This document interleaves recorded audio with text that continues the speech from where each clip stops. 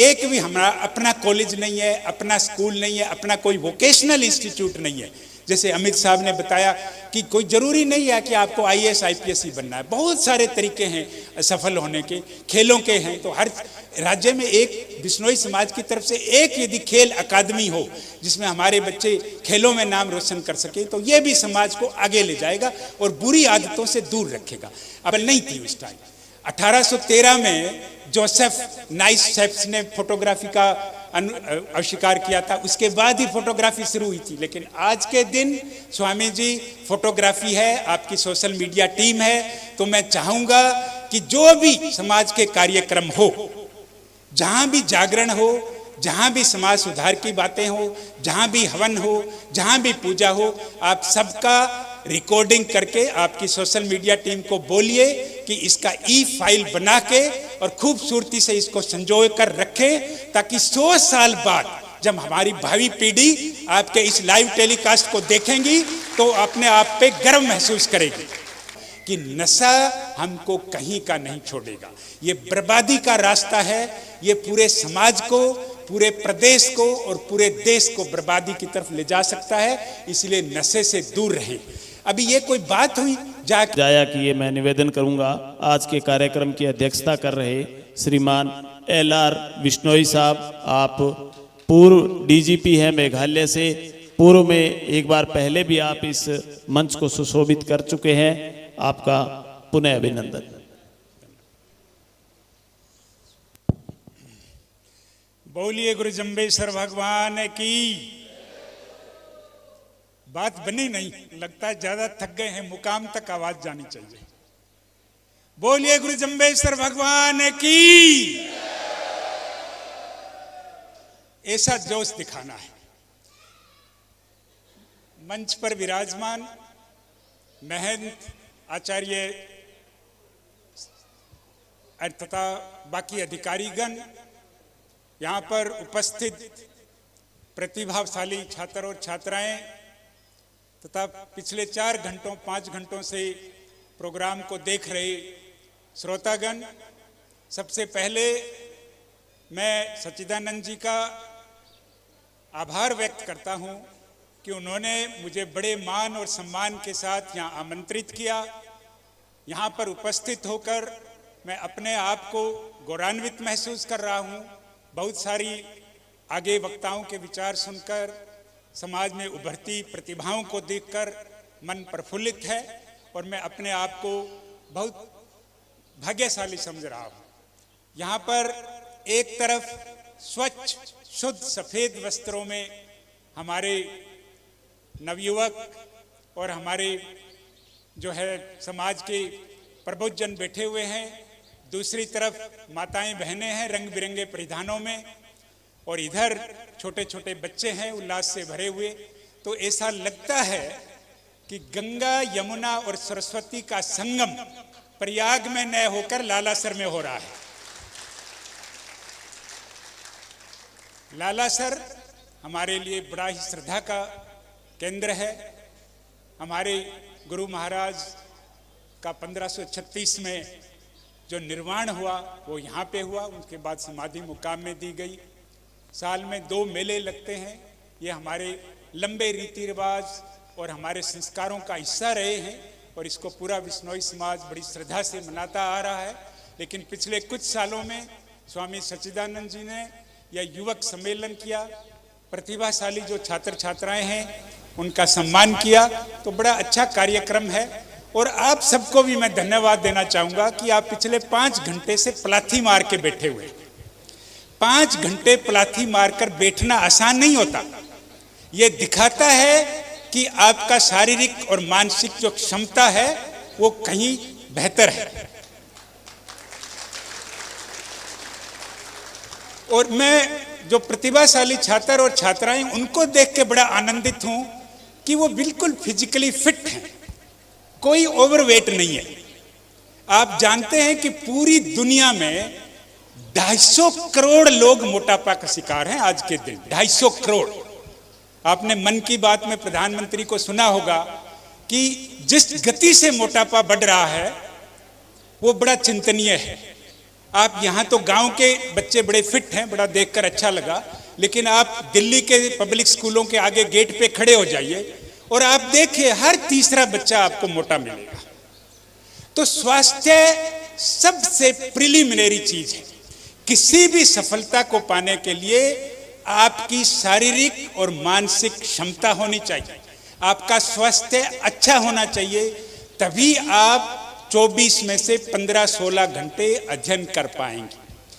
UPSC की बात चली, आईएएस आईपीएस केवल भारत की नहीं, पूरे विश्व की कठिनतम परीक्षाओं में से एक मानी जाती है।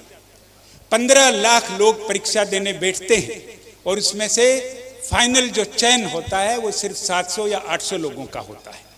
तो परीक्षा बड़ी कठिन है। उसके लिए सबसे पहला जो काम आपको करना है वो अपने स्वास्थ्य पे ध्यान देना है। आपका स्वास्थ्य अच्छा नहीं रहेगा तो आप दबाव को झेल नहीं पाएंगे। जैसे बहुत सारे बच्चों ने पूछा कि टेंशन होता है, दबाव होता है, क्या करें? ये दबाव दो तरफा लेते हो आप। एक तो परीक्षाओं का दबाव होता है, दूसरा आपके माता पिता का दबाव होता है, उनकी अपेक्षाओं का दबाव होता है। तो ऐसा मत कीजिए। जब दोहरा दबाव आप पे पड़ेगा तो आपका कोमल मन विचलित होगा और आप टूट जाएंगे। इसीलिए पिछले साल कोटा में 23 बच्चों ने आत्महत्या की है। ये बड़ा चिंतनीय विषय है। माता पिताओं से मेरा अनुरोध रहेगा कि वो बच्चों पे अनावश्यक दबाव मत डालें और बच्चों के प्रति आप जो प्यार दिखाते हैं उसको परीक्षाओं के अंकों से मत तोलिए। यदि कोई बच्चा कम नंबर लाता है उसको उतना ही प्यार कीजिए जो जितना ज्यादा नंबर लाने वाले बच्चों से करते हैं। अदरवाइज बच्चे में हीन भावना आएगी और उसमें उसको लगेगा कि मेरे माता पिता इसलिए मेरे से प्यार नहीं कर रहे हैं कि मैं परीक्षाओं में अच्छा नंबर नहीं ला रहा। तो ये नहीं होना चाहिए। एक बिटिया ने ये पूछा कि मैं ग्रेजुएशन कर रही हूं और साथ में ऑनलाइन कोचिंग कर रही हूं, तो मेरे को यूपीएससी परीक्षा जो है देनी है, तो क्या करना चाहिए? देखिए, यूपीएससी परीक्षा बहुत लंबा प्रोसेस है। इसके लिए आपको शारीरिक और मानसिक रूप से अपने आप को तैयार करना होगा। कम से कम 4 साल का समय आपको लेना होगा और मन में आपके नकारात्मक विचार नहीं आने। यदि आप जनरल स्टडी, जिसको हम हिंदी में सामान्य ज्ञान बोलते हैं, उसके लिए बिल्कुल बेसिक चीजें पढ़ना स्टार्ट करिए। शुरुआत बिल्कुल छोटी छोटी चीजों से कीजिए और आपके कॉलेज में प्रतियोगिता के लिए ढेर परीक्षाएं होती है, जैसे क्विज कंटेस्ट होता है, आप उसमें भाग लेना शुरू करिए। आप कहाँ अपने आप को पाएंगे उस परीक्षा से पता लगेगा आपको कि बाकी बच्चों के कंपैरिजन में मैं कहाँ रुकता हूँ, कहाँ ठहरता हूँ। और आप ज़्यादा मेहनत करेंगे तो आप उसमें जो ही आपकी रुचि बढ़ेगी, दुनियादारी जानने का आपका जब इंटरेस्ट बढ़ेगा तो जो सामान्य ज्ञान है वो धीरे धीरे बढ़ता जाएगा और आपकी प्रतियोगिता परीक्षा में रुचि बढ़ती जाएगी। ये आपको करना है, आपके लिए दूसरा कोई नहीं कर सकता। आपको दूसरा आदमी खाली रास्ता दिखा सकता है। जैसे आपको धन्या साहब ने जो पथ प्रदर्शक का करके बहुत सारे जो छात्र छात्राओं को ट्रेन करके इन्होंने सर्विस दिलाई, रास्ता दिखा सकता है, लेकिन उस पर चलना आपका काम है। तो मैं इनका जो क्या नाम है आपका, पवनी ने एक बड़ी अच्छी बात बोली कि आपकी संगत अच्छी होनी चाहिए। बुरी संगत आदमी को कहीं का नहीं छोड़ेगी, आपको तबाह कर देगी, बर्बाद कर देगी। तो संगत अच्छी होना जरूरी है। इसका प्रोत्साहन हमको कहां से मिलेगा? हमको जाम्बानी शब्द जो हमारे हैं उनमें सब लिखा हुआ, आप पढ़िए। शब्द 16वें में क्या लिखा हुआ? लोहा हूता कंचन घड़ियो, घड़ियो ठाम सुठाऊं, जाटा हूता पात करीलो, ये कृष्ण चरित परिवाणो, बेड़ी काट संजोगे मिलियो, खेवट खेवा खेऊं, लोहा नीर किस विद तरीबा, उत्तम संग सनेहु।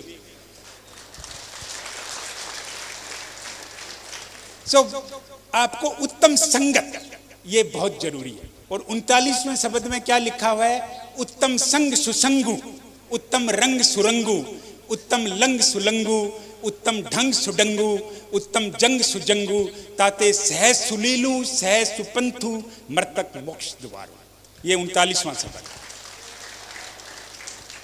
जाम्बानी से हमें प्रोत्साहन लेना है। हम जो शब्द हैं हमारे 120 शब्द, हम जिसको पंचम वेद के नाम से जानते हैं, उसमें संगति, अच्छी संगति पे बहुत जोर दिया गया है। हम जब बिश्नोई नहीं बने थे, विभिन्न जातियों से लोग बिश्नोई धर्म को अपनाकर जब बिश्नोई बन रहे थे, तो जम्बेश्वर भगवान ने जो लोग नहीं बने थे उनकी तुलना लोहे से की है, और जो बन के उनको सुधार करके अच्छा आचरण दिखाकर जब बिश्नोई बना दिए तो उनकी तुलना कंचन यानी सोने से की है।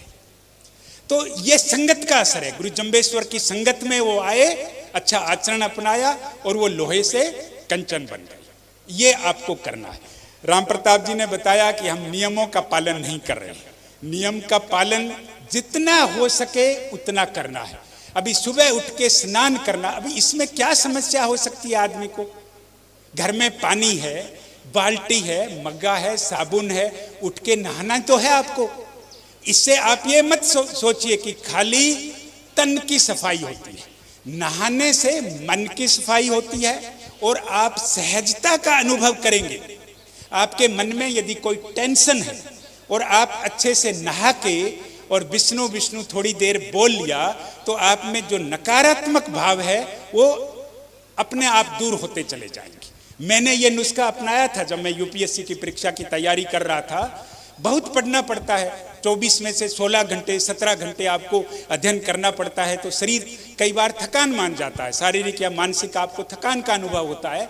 तो उस टाइम हम स्नान का सहारा लेते थे, और स्नान का सहारा लेके और विष्णु विष्णु तू भणरे प्राणी, विष्णु विष्णु का जाप करने से आपकी जो ऊर्जा है वो वापस शरीर में आ जाती है। ये आप यकीनन, ये सही बात है, आप इसका इस्तेमाल करके देखिए। इसीलिए गुरु जम्बेश्वर भगवान ने जो 120 शब्द अपने मुखारविंद से हम सबको दिए हैं, उनमें 20 शब्दों में उन्होंने ये कहा है, 20 शब्दों में 7वें शब्द से लेके 120 शब्द तक ये कहा है कि विष्णु विष्णु तू भणरे प्राणी, पेंके लाख उपाजू, रतन काया वैकुंठे वासो, तेरा जरा मरण भय भागू। तो ऐसा नाम विष्णु का लेने से आपका जो कल्याण होगा अच्छा होगा, मानसिक तनाव नहीं रहेगा। तो तनाव जो है आपको लेने की जरूरत नहीं। आप तनाव इसलिए लेते हैं कि आप किसी चीज के बारे में बहुत ज्यादा सोचने लगते हैं कि मेरे का यदि यूपीएससी परीक्षा मेरे से पास नहीं हुई तो लोग क्या सोचेंगे। एक बच्चे ने पूछा कि ऐसे लोग कहेंगे कि वो क्या है, वो तो परीक्षा दे रहा है, हुआ ही नहीं उसका। भाई लोग क्या सोचेंगे उसके बारे में आपका चिंता करना आपका काम थोड़ा ही है।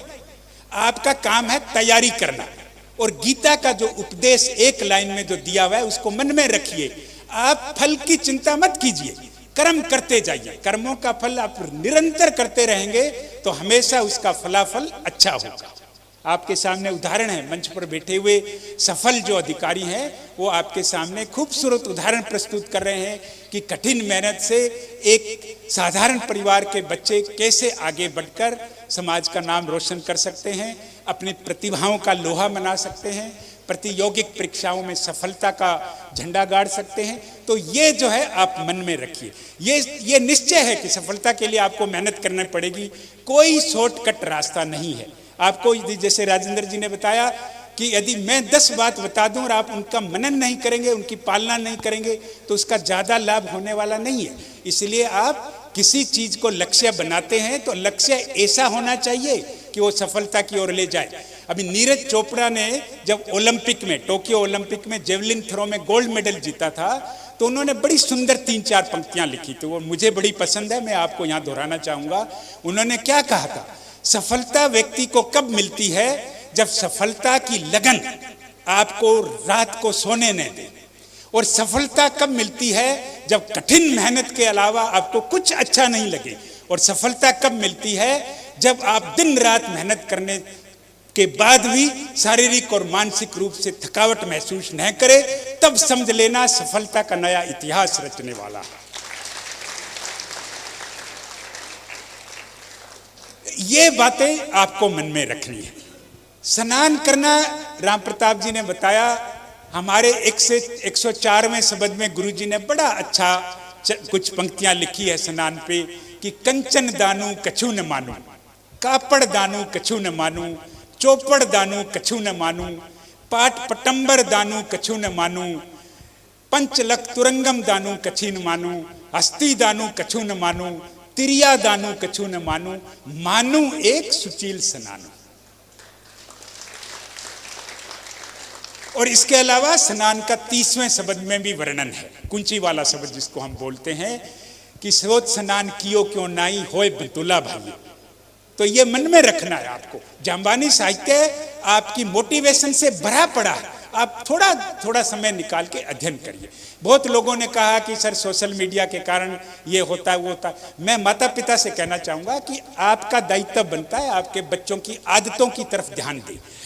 यदि कोई बच्चा सोशल मीडिया पे हद से ज़्यादा समय व्यतीत कर रहा है तो ये भी सेहत के लिए ठीक नहीं है, उसकी सेहत के लिए ठीक नहीं है और आपके परिवार के लिए भी ठीक नहीं है। तीसरी समस्या जो नशा के बारे में पहले भी मैं बोल चुका हूं कि नशा हमको कहीं का नहीं छोड़ेगा, ये बर्बादी का रास्ता है, ये पूरे समाज को, पूरे प्रदेश को और पूरे देश को बर्बादी की तरफ ले जा सकता है। इसलिए नशे से दूर रहें। अभी ये कोई बात हुई जाके मतलब अफीम खाना है, स्मैक लेना है, MDMA लेना है, हीरोइन लेना है। अभी लेने के लिए आपके घर में इतने अच्छे अच्छे व्यंजन है, आपका चूरमा है, कढ़ी है, हलवा है, वो खाइए ना, अच्छा स्वास्थ्य रहेगा आपका। अभी नशेड़ी आदमी कोई काम का होता है क्या? उसे कोई काम ले सकते हो क्या? उसका शरीर, उसका मन, उस पे कोई नियंत्रण नहीं रहेगा उसका। और बड़ी दुर्भाग्य की बात है कि आज पूरे भारत में लगभग 8 करोड़ लोग नशे का सेवन कर रहे हैं। कितने? 8 करोड़। ये संख्या बड़ी है, ये भूलिए मत आप। 8 करोड़ लोग जो है नशे का सेवन कर रहे हैं और बिश्नोई इसमें कहीं से पीछे नहीं है। आप पर्टिकुलरली विशेषकर जो पश्चिम राजस्थान है उसकी स्थिति बहुत चिंताजनक है। हर तीसरे दिन अखबार में आता है कि कोई स्मैक के साथ पकड़ा गया, कोई अफीम के साथ पकड़ा। ये कोई बात हुई? हमारे युवक किधर जा रहे हैं, क्यों रास्ता भटक रहे हैं? तो इसलिए उसका सुधार करने का तरीका यही है कि आप अपने घर से उसकी शुरुआत कीजिए। पहला दायित्व परिवार का होता है, माता पिता का होता है, दूसरा दायित्व गुरुजनों का होता है और तीसरा हमारे समाज का, कम्युनिटी का भी होता है कि इसकी ओर हम ध्यान दें। अभी 3-4 बातें स्वामी सच्चिदानंद जी के लिए बोलूंगा मैं। देखिए, पहले टेक्नोलॉजी का जमाना नहीं था, फोटोग्राफी नहीं थी, इसलिए गुरु जम्बेश्वर भगवान ने अपने समय में कैसे विश्नोई धर्म का प्रचार किया, कैसे लोग बिश्नोई बने। उन्होंने सबसे पहले जसरासर गांव में बाजोजी तड़ के घर कैसे जागरण किया, उसको हम नहीं देख सकते क्योंकि टेक्नोलॉजी अवेलेबल नहीं थी उस टाइम। 1813 में जोसेफ नाइसेप्स ने फोटोग्राफी का आविष्कार किया था, उसके बाद ही फोटोग्राफी शुरू हुई थी। लेकिन आज के दिन स्वामी जी फोटोग्राफी है, आपकी सोशल मीडिया टीम है। तो मैं चाहूँगा कि जो भी समाज के कार्यक्रम हो, जहाँ भी जागरण हो, जहाँ भी समाज सुधार की बातें हो, जहाँ भी हवन हो, जहाँ भी पूजा हो, आप सबका रिकॉर्डिंग करके आपकी सोशल मीडिया टीम को बोलिए कि इसका फाइल बना के और खूबसूरती से इसको संजो कर रखें, ताकि 100 साल बाद जब हमारी भावी पीढ़ी आपके इस लाइव टेलीकास्ट को देखेंगी तो अपने आप पे गर्व महसूस करेगी, अपने आप को गौरवान्वित करेगी कि सन 2025 में इस तरह के लालासर साथरी में स्वामी सच्चिदानंद जी ने इस तरह का प्रोग्राम का आयोजन किया था। वो देख सकते हैं, फाइल बना दिया तो हजारों साल रह सकती है, तो भावी पीढ़ी इसको देख सकती है। मेरा ये निवेदन रहेगा आपसे। दूसरा निवेदन, जैसे निहाल सिंह जी ने बताया कि गांव का ओहरण जो है वो खत्म होते जा रही है, गांव की हरियाली कम पड़ती जा रही है, हरे वृक्ष की संख्या कम पड़ती जा रही है। तो इसलिए हमारा दायित्व है कि जहां जहां भी बिश्नोई बहुतायत में हैं, अपने गांव की पंचायती जमीन पे एक छोटा सा उद्यान बनाने की सोचें और सारे गांव के जो प्रमुख मुरब्बी लोग हैं वो बैठ के इसके बारे में चिंता करें कि हम अपने गांव में छोटे छोटे उद्यान कैसे स्टार्ट कर सकते हैं। और जब ये बनेंगे तो इसको अंग्रेजी में सेक्रेड ग्रूव्स बोलते हैं, सेक्रेड ग्रूव्स। फॉरेस्ट के ऑफिसर जो है समझेंगे इसको ज़्यादा। तो ये खासी कम्युनिटी है मेघालय की, वो करती है। और उसमें आप एक बार ग्रूज में चले गए, छोटे छोटे जंगल होते हैं, कम्युनिटी खुद का जंगल का पालन पोषण करती है, खुद पेड़ लगाती है, खुद उनको संभालती है। आप जंगल में चले गए तो उसका एक पत्ता भी नहीं तोड़ सकते। यदि किसी ने गलती से पत्ता तोड़ दिया तो उसको जंगल से निकलते हुए वापस वहीं रखना पड़ता है। तो हम क्यों नहीं सोच सकते? हमारे इससे क्या होगा, टूरिज्म को बढ़ावा मिलेगा। गांव देखने, बाहर से लोग देखने आएंगे कि बिश्नोई बहुल गांव में, हर गांव में एक अमृता देवी के नाम से उद्यान है और गांव के लोग पेड़ पौधों को लगा के हरियाली जो है वो छटा निखेर रहे हैं। तो ये आपको सोचना है। अच्छा, तीसरा मेरा ये रहेगा कि देखिए हमारे बिश्नोई काफ़ी Haryana, Punjab, Rajasthan, Gujarat, western UP, MP में निवास करते हैं, काफ़ी सारे गांवों में निवास करते हैं। अभी पिछले कुछ सालों से भाग्य की बात है कि बहुत सारे अधिकारी बनते जा रहे हैं। तो हमें अपना एक समाज का हर प्रदेश में एक कॉलेज या एक यूनिवर्सिटी की स्थापना करने के बारे में सोचना है। वहाँ पे समाज के बच्चे पढ़ेंगे,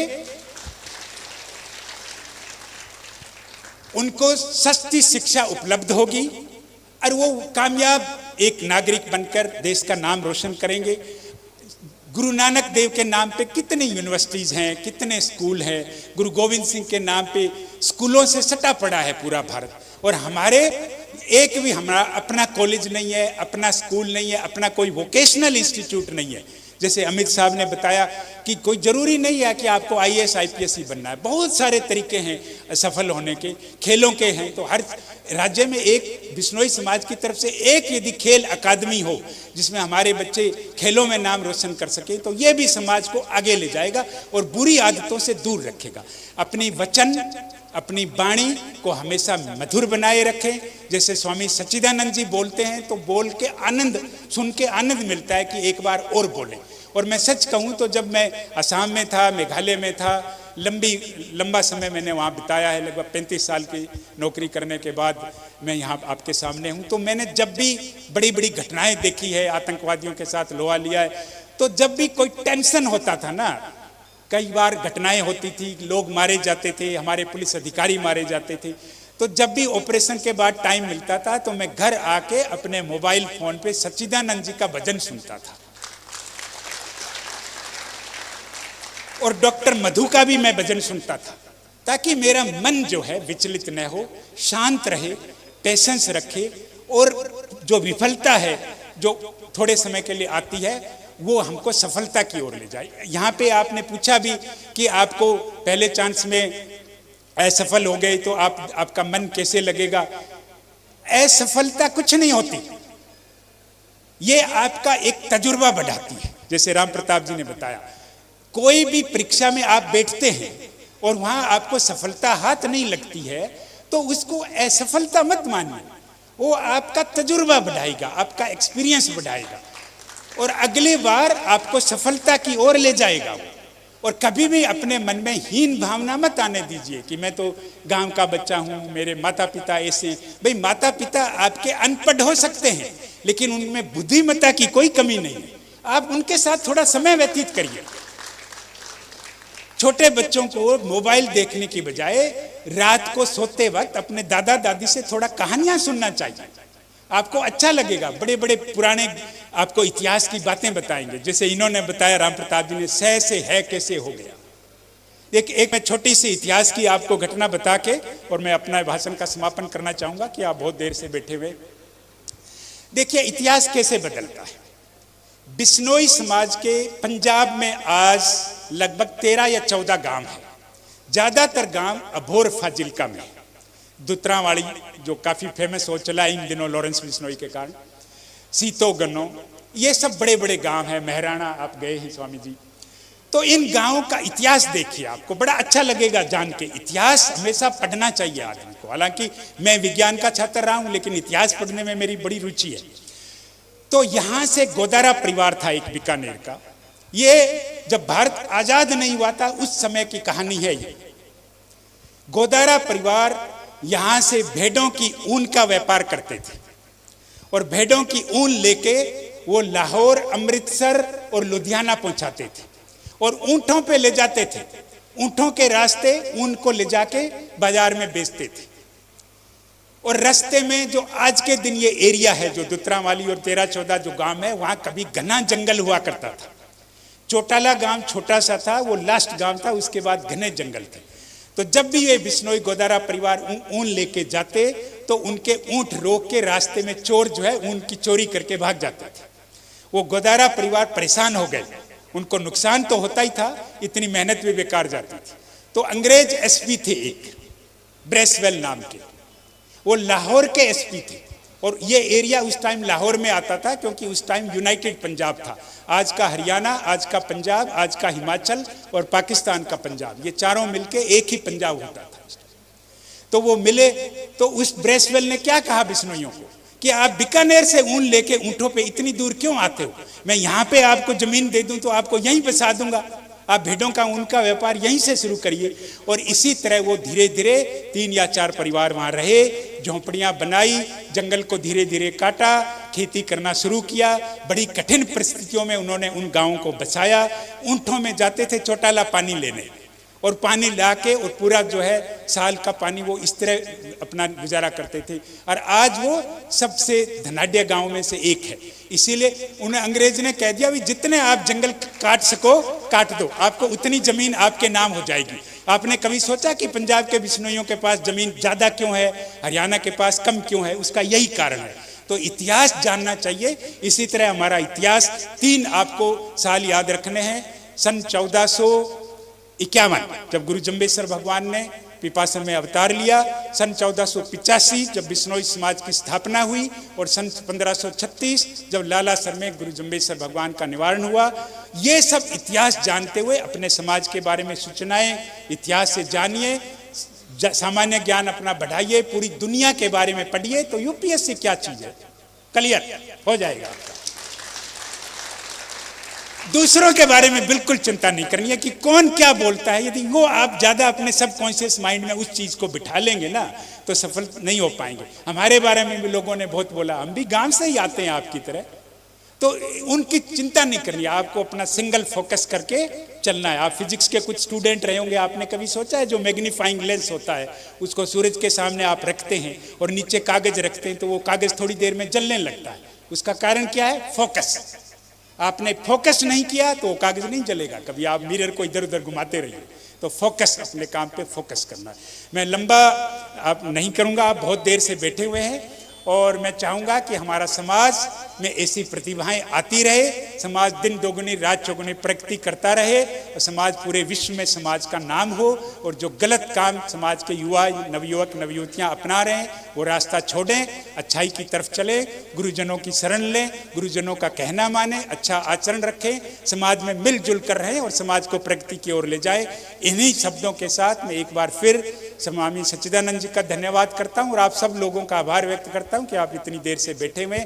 मेरी अंत में एक गुजारिश रहेगी कि जो छात्र जिन्होंने प्रतिभा परीक्षाओं में दिखा के अच्छे अंक लिए हैं वो थोड़ी देर के लिए रुकेंगे। हम मंदिर में दर्शन करने जाएंगे आप सब लोगों के साथ और एक छोटी सी रील बना के सोशल मीडिया में डालेंगे। धन्यवाद।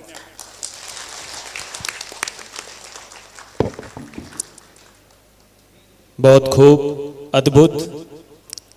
मेरा तो ये व्यक्तिगत अनुभव रहा है कि श्रीमान एलआर साहब को जब सुनने बैठते हैं तो जो उनका बोलने का अंदाज है और वो जिस तरीके से टू द पॉइंट बोलते हैं तो सामने वाले की जो जिज्ञासा है वो बढ़ती ही जाती है कि अब आगे और क्या बोलेंगे।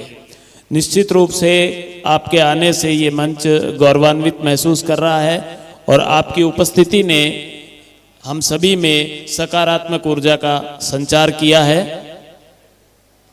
अब मैं कुछ शख्सियत जो हमारे बीच में मौजूद हैं, हालांकि हम चाहते थे कि हम उन्हें थोड़ा थोड़ा 2-2 मिनट का समय दे पाते और वे भी अपने अनुभवों से हमें लाभान्वित कर पाते, लेकिन चूंकि समय बहुत अधिक हो चुका है, हम आधा घंटे पहले ही देरी से चल रहे हैं, तो हम ये चाहेंगे कि